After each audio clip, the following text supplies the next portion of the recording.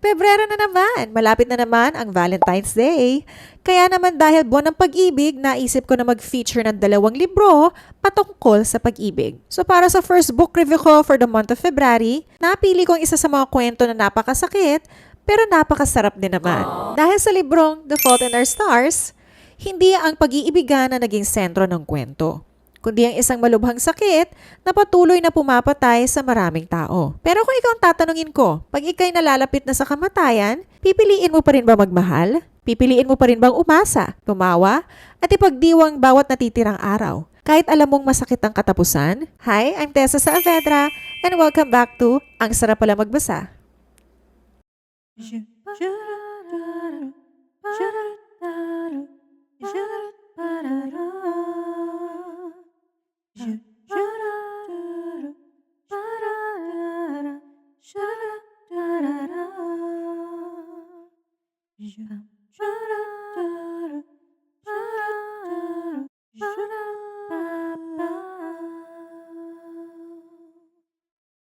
Hello guys! Welcome back to my show. Pasensya na po kung medyo mabigat ang intro.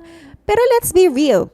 Hindi naman talaga palaging masayang pag-ibig eh. May mga pagkakataon ding masakit siya. Pero sabi nga nila, kaya tayo nasasaktan ay dahil nagmahal tayo ng totoo. Hindi ba totoo yun?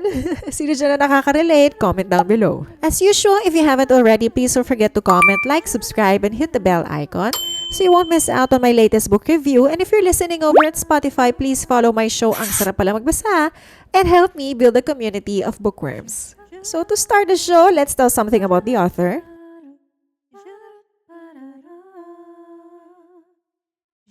John Green is an award-winning #1 international best-selling author. With his brother Hank, John is one half of the Vlogbrothers, or youtube.com/vlogbrothers. He is also co-author with David Levitan of Will Grayson. Will Grayson. He was the 2006 recipient of the Michael L. Printz Award, a 2009 Edgar Award winner, and has twice been finalist for the Los Angeles Times Book Prize. Green's books have been published in more than 55 languages and over 24 million copies are printed. So next up is the synopsis. Sa The Fault in Our Stars, makikilala natin si Hazel Grace Lancaster, isang 16 anyos na babae na may thyroid cancer na kumalat sa kanyang baga. Dahil dito, lagi siyang may oxygen tank at mahirap para sa kanya ang normal na buhay ng kabataan. Sa isang support group para sa mga batang may cancer, nakilala niya si Augustus Waters, isang dating basketball player na nawalan ng binti dahil sa osteosarcoma. Mabilis sila naging magkaibigan at kalaunan ay nagkaroon ng espesyal na koneksyon. Isang pagmamahala na puno ng tawa, talakayan tungkol sa buhay at hindi maiwasang takot sa kamatayan. So yung sinasabi natin ditong focus group ay para siyang Alcoholics Anonymous, para siyang group session na isa-isa kayong nagsishare ng sarili niyong karanasan doon sa sakit na nararamdaman ninyo. So syempre kapag nasa ganun kang environment, makakakilala ka talaga ng taong magiging malapit sa'yo kasi siguro madali para sa inyong dalawa yung makarelate sa isa't isa at for some reason meron kang makikilala doon na kapareho mo ng hilig, kapareho mo ng ugali. So, madali kayong naging click sa isa't isa. So, ganun yung nangyari kay Hazel at Augustus. Sa kabila ng sakit, pinili na lang magmahal, umasa, at ipagdiwang ang bawat sandali na magkasama. Sa huli, ipinakita ng kwento na ang buhay ay may hangganan. Pero ang pag-ibig at alaala ay walang limitasyon. Kahit masakit at puno ng pangamba, natutunan ni Hazel at Augustus na ang pagmamahalan ay worth it. At kahit sa gitna ng pagkawala, may pag-asa at kahulugan sa bawat huling sandali. So, the story actually reminded me of A Walk to Remember, yung kay Mandy Moore at Shane West. Tama ba ako? Pero in this case, yung parehong bida yung may cancer. So, next, for the trivia. Katulad ng A Walk to Remember, meron ding movie adaptation ng The Fault in Our Stars. So, nirelease to noong June 2014, at ito po ay directed by Josh Boone, pinroduce po ng Fox 2000 and Temple Hill. And it's starring Shailene Woodley, Ansel Elgort, and Nat Wolff. Fans of the book love the faithful adaptation, especially the chemistry between Shailene Woodley, who played Hazel, and Ansel Elgort, who played Augustus. The movie was praised for making audiences laugh, cry, and reflect on life and love, staying true to John Greenstone.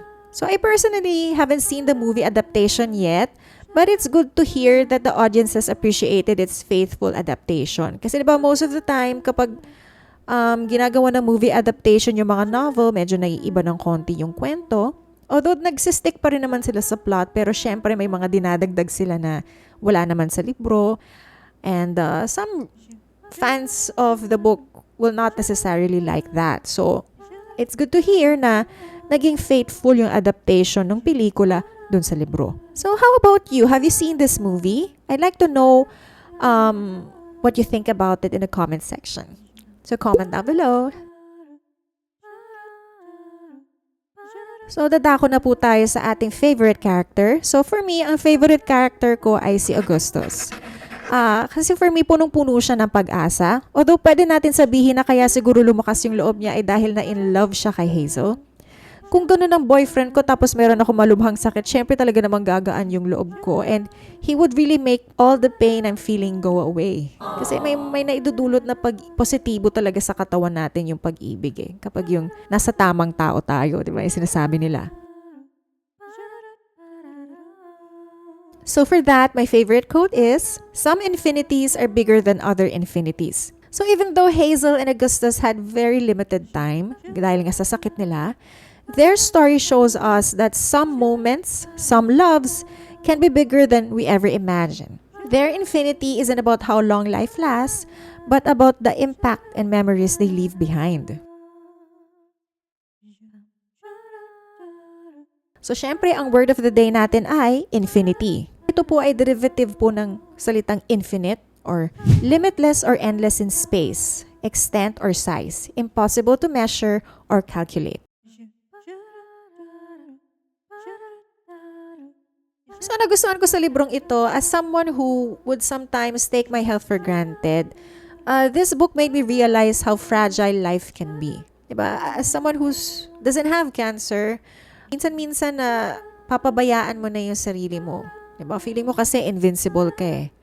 Hindi mo nare-realize na ang daming ibang tao dyan na hindi na nila kaya yung sakit na nararamdaman nila sa katawan nila kasi meron sila malubhang sakit. And they would give everything just to have kung anong lakas ng katawan na meron ka. So let's not take our health for granted. Also, minsan naman, kung hindi mo pinapabayaan yung sarili mo, minsan naman konting sakit lang na nararamdaman mo, nagrereklamo ka na. But really, who are we to complain? Diba? Buti nga wala tayong sakit na cancer. Diba, yung dalawang bida dito sa storyang to, kahit napabigay na yung katawan nila, lumalaban pa rin sila. They still try to make the most out of everything. Kasi nga naman kung terminally ill ka na at tanggap mo naman na papunta ka ng finish line, mas maganda nga naman na sulitin mo na ang bawat sandaling natitira sa buhay mo, di ba? Other than that, yung humor in the midst of pain. Despite dealing with cancer, the characters are funny, sarcastic, and full of personality. This balance of humor and sadness really resonated with the readers. So bilang isang Pilipino, di ba, napaka-relatable nito para sa atin. Kasi kahit na sobrang bigat na ng pinagdadaanan natin, we should try to find humor in everything. Yun kasi yung nakikita nating way to survive talaga eh. What I didn't like about the book ay syempre yung napakalungkot na ending niya. Talagang sadness overload siya. It really made me cry until the last page. So, I'm not exaggerating. Talagang you really need to prepare your tissue. So, yung huli is yung kanyang predictable plot. Some readers felt the story followed a familiar sick teen falls in love formula, making it a bit expected. So for the conclusion, I would rate the book 4.5 stars. For it tells a beautiful story about love, friendship, and hope. Cancer is very difficult to deal with, not just for the person who has it. Doon sa mga tao na kapaligid sa'yo, syempre mahirap din yon kasi they're also pretty much going through the same, not necessarily same feelings or same emotions as you are, pero syempre mabigat din yung pinagdadaanan nila kasi ayaw din nila nakikita ka nagsasuffer. Lalo na kung terminally ill, syempre yung magulang mo, in denial pa yan. Hindi nila agad-agad matatanggap yan na mauunahan pa sila ng anak nila na may cancer na mamatay. Diba? So, napakabigat niyan. However, if you spend the rest of your days with the person you love and with the people who loves you, Even your last days will be worth all the pain you're feeling. So the book retails for 839 pesos at sa ganung halaga, meron ka ng magkahalong romance at comedy novel. Although nakakaiyak, tiyak naman na masasatisfy niya ang pagiging hopeless romantic mo. So for the final thoughts, ang sarap pala magbasa dahil ang mga kwento ang nagsisilbing paalala na hindi dapat mawalan ng pag-asa. Ang sarap pala magbasa dahil ipinapaalala nito sa atin na hindi dapat sayangin ang bawat sandali ng ating buhay. Ang sarap pala magbasa dahil itinuturo nito sa atin na ang init ng pag-ibig ay kayang maibsan ang kahit anong sakit na nararamdaman. Kaya kung babalik tayo sa tanong natin sa intro, ang sagot ko syempre ay oo. Minsan lang naman dumating ang true love sa buhay natin eh. So why would I miss the chance to experience it?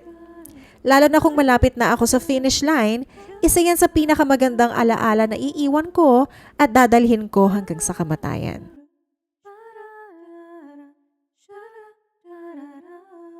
And that concludes today's episode. Thank you so much for staying with me till the end. Again, please don't forget to comment, like, subscribe, and hit the bell icon so you won't miss out on my latest book review. And if you happen to know friends or even family members who love to read books, invite them to my show as well. If you prefer to listen on Spotify, just search for my show Ang Sarap Pala Magbasa, hit the follow button, and join me in building a community of bookworms.